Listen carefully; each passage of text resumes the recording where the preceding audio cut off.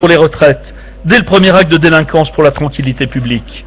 Mais puisqu'il s'agit aussi de réarmer la puissance publique, nous allons au-delà, pour dompter le capitalisme financier du XXIe siècle, comme le propose Thomas Piketty dans notre livre collectif. Non, les socialistes ne se surprennent pas eux-mêmes, évidemment, à proposer un nouveau chemin de volonté et de progrès, 30 ans après le 10 mai 1981. Oui, mais pour investir dans l'avenir. Les marges de manœuvre ne sont pas seulement dans les budgets publics. En rompant, nous le ferons avec les privilèges fiscaux ou avec les cadeaux sans condition, il y en a tant pour les plus riches.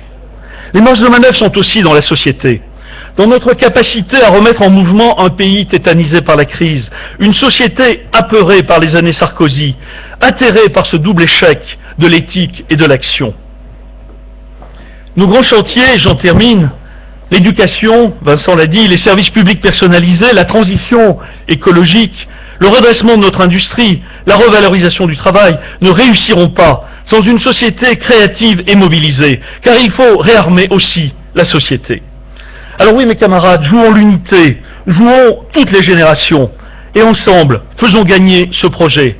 Les socialistes qui l'ont fait, et qui l'ont fait tous ensemble, le mettent, soyez-en sûrs, à la disposition de tous, à la disposition des Français qui l'attendent. Nous allons tous ensemble le défendre. Merci. Merci Christian. Donc c'est à toi, Arlène, avant Gérard Collomb, Alain Rousset, puisqu'il doit rentrer sur Bordeaux, et puis Benoît Hamon. Merci Michel. Chers amis, chers camarades, je voudrais, au-delà des félicitations à Guillaume Bachelet et aux rapporteurs qui ont travaillé avec lui, à tous les secrétaires nationaux, les membres du Conseil politique, dire à quel point je suis fier de voir les socialistes, de nous voir aujourd'hui rassemblés autour d'un projet solide, ambitieux, inventif, crédible. Aujourd'hui, grâce à cet effort collectif, le Parti socialiste est le premier des grands partis de gouvernement à présenter un projet aux Français pour 2012. Et je voudrais tout d'abord en remercier celle qui a permis que nous nous rassemblions autour de ce projet, qui en a conduit l'élaboration ces derniers mois, mais au fond, en réalité, depuis 2 ans et demi, notre première secrétaire, Martine Aubry. Chers camarades, pendant que sous nos yeux la droite implose, la gauche propose. Pendant que la droite ne se résume plus qu'aux divisions entre copéistes, fillonistes, borloïstes, sarkozystes, la gauche, elle, est tournée vers les Français, propose des solutions, propose une nouvelle vision de l'avenir de notre pays. Elle propose un changement au moment où les Français attendent un changement. Ils attendent un changement profond, non seulement dans la conduite des affaires du pays, dans la politique qui doit être menée, mais au fond ils attendent un changement par rapport au système de valeurs, par rapport à la logique même de l'action qui doit être menée, par rapport aux priorités, par rapport au sens de ce qui doit être fait. Et avec la présentation de ce projet, je crois que nous venons de poser un acte politique majeur qui ouvre d'ores et déjà le débat dans le pays sur le changement attendu pour 2012. Depuis 2007, cela a été souligné à l'instant par Vincent, Nicolas Sarkozy a plongé notre pays dans un grand trouble. Et c'est vrai que beaucoup de nos compatriotes sont parfois au bord du découragement, à cause des promesses non tenues, à cause du sentiment d'un président qui ne s'occupe plus d'eux, qui ne s'occupe plus que des plus favorisés, que de ses clientèles. C'est vrai que les Français, parfois pourraient être presque déprimés, mais je crois qu'ils sont surtout en colère contre les inégalités croissantes, en colère contre le saccage de notre outil industriel, de notre agriculture, de nos services publics, contre l'abaissement de la République, contre l'abaissement de l'image de la France dans le monde. Ils veulent en finir, ils attendent un changement, et ce projet, il sera le trait d'union entre la gauche et les Français pour 2012. Il le sera et il peut l'être parce qu'au fond, il apporte des réponses aux 3 grandes questions que se posent les Français et auxquelles est confronté notre pays. D'abord, la nécessité, Guillaume y a beaucoup insisté, d'une stratégie de redressement économique, d'une stratégie pour sortir de cette espèce de sortilège du déclin et du déclassement à la fois individuel et collectif, avec des propositions et des choix forts et clairs et novateurs en matière de politique industrielle, en matière de fiscalité, en matière de choix européens. Deuxièmement, il le peut parce qu'il lie cela, et cette stratégie économique, à un projet de société, à une vision de l'avenir, je l'ai dit aussi à des solutions concrètes pour la vie des Français. C'est un projet qui redonne du sens à la vie en commun et de l'espoir à chaque individu. Il ne dit pas qu'il n'y a pas d'effort, il ne dit pas que tout sera possible dès le début, il ne dit pas qu'il n'y a pas des priorités, mais il donne du sens aux efforts qui sont demandés parce qu'il met au cœur de la politique qui est proposée la justice sociale, l'intérêt général et la solidarité. Et à partir de là, il propose non pas des politiques qui perdent du sens parce qu'au nom du rétablissement de notre capacité économique, de notre compétitivité, il faudrait renoncer à notre modèle de société, mais parce qu'il lie au contraire une nouvelle vision du modèle de société, de l'évolution du modèle social avec une capacité nouvelle dans la mondialisation, par l'effort qui est donné pour la formation de tous les jeunes, qui est donné pour la recherche, qui est donné pour l'université, qui est donné pour le soutien à l'économie réelle, aux industries innovantes, et non pas à la finance, à la spéculation et au profit. Troisièmement, enfin, il le peut parce qu'il lie à tout cela un projet de nouvelles avancées démocratiques, de respiration contre l'étouffement pratiqué par la droite, de nouveaux équilibres des pouvoirs et finalement de refondation du pacte républicain et du vivre ensemble. En bref, c'est un projet qui tourne la France vers l'avenir, au moment où la droite se perd dans les errements du passé en courant derrière le Front National. Si j'osais reprendre une formule de Bertrand dans sa campagne municipale, il donne un temps d'avance à la France au moment où justement elle attend de savoir si une perspective lui est proposée. C'est un projet qui pense le monde du XXIe siècle et qui agit pour le changer. Alors oui, et la droite nous le reproche, il restaure le rôle de l'État. Oui, partout où il est indispensable face aux dégâts de la dérégulation et de la financiarisation. Oui, il dit que le collectif est incontournable, même s'il respecte les choix et les droits des individus. Et par exemple, c'est ce qui conduit nos propositions d'évolution des services publics. Il propose, face à une société qui se fracasse sur le communautarisme, de reprendre le chemin de l'égalité réelle et de nouveaux droits et de propositions pour l'emploi des jeunes, pour le logement, pour la santé. C'est donc un projet de rupture complète avec le sarkozysme. C'est-à-dire en fait pas simplement avec un homme et avec son style, mais avec un système qui l'a soutenu, qui l'a servi et qui broie les solidarités, qui broie les travailleurs, qui abîme la République et je l'ai dit, qui finalement abaisse la France. Il invente l'après-sarkozysme pour redonner confiance à notre pays. Désormais, nous proposons de tourner la page du sarkozysme et d'écrire et d'inventer avec les Français un nouveau chapitre de notre histoire nationale. Alors, je voudrais insister sur un deuxième point. Michel Sapin y est déjà venu, c'est celui de la crédibilité.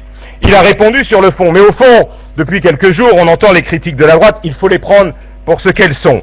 C'est-à-dire une majorité qui panique totalement et dont le sectarisme stérile fait encore perdre du temps à notre pays.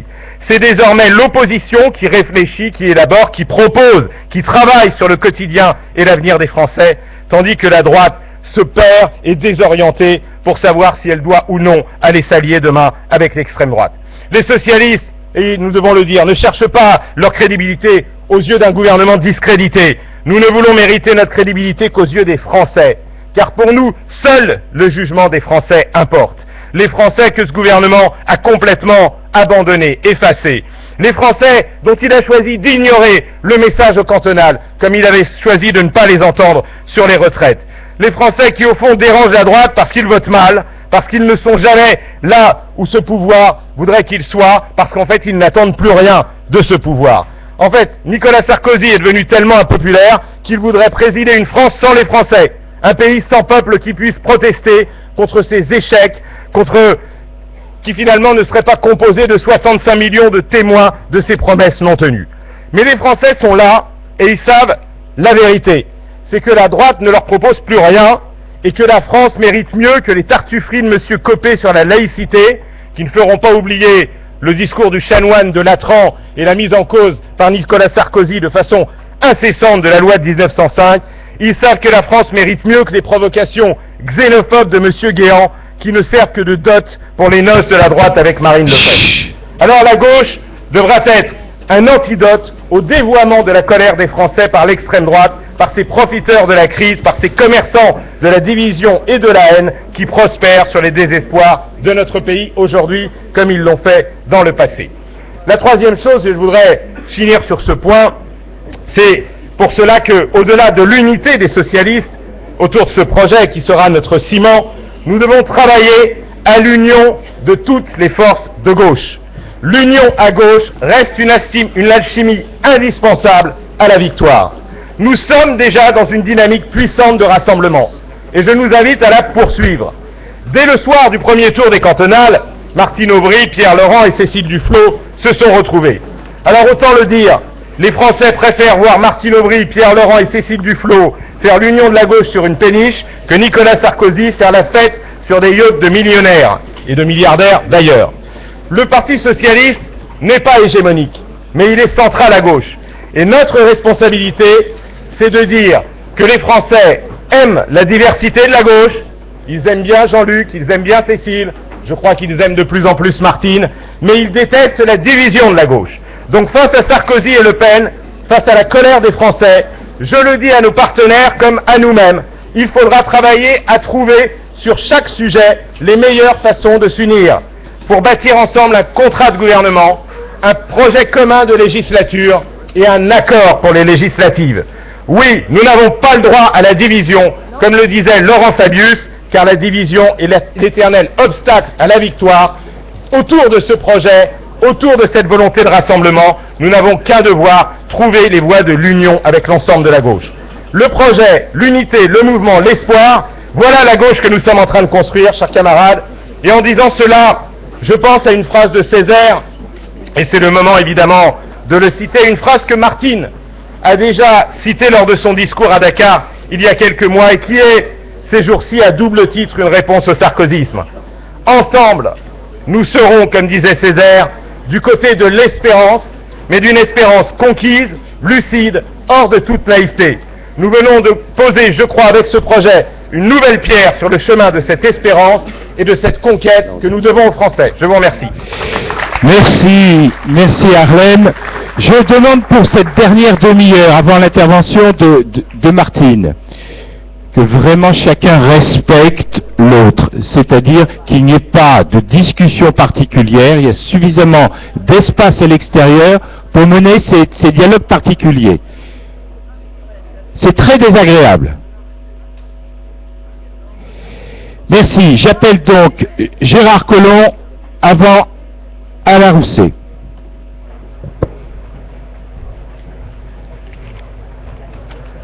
Oui, chers camarades, je dois dire que j'ai commencé, comme chacun d'entre vous, par lire dans le JDD nos propositions. Et je les avais trouvées, excusez-moi, tristement banales. Et puis, j'ai lu derrière à la fois le texte court et le texte long. Et j'ai trouvé qu'il y avait beaucoup plus de souffle que ce qu'en résumaient les propositions que l'on avait mis en avant. Pourquoi ? Parce que le texte part d'une analyse des problèmes de notre pays. Il met en avant ses problèmes économiques, il met en avant le problème des déficits, et puis il fait l'analyse de l'évolution de l'économie française, de ses difficultés, de la désindustrialisation de notre pays, de l'écart qui s'accroît par rapport à l'Allemagne.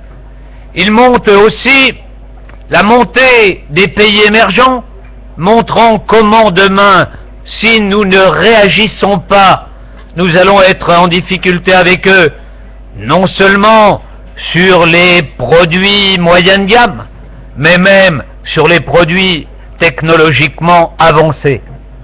Et c'est pour les socialistes un défi redoutable. Et donc dans les propositions qui sont faites, mais qui, à mon avis, devraient être approfondies, on essaye de porter le PS comme une force d'innovation et comme une force de création.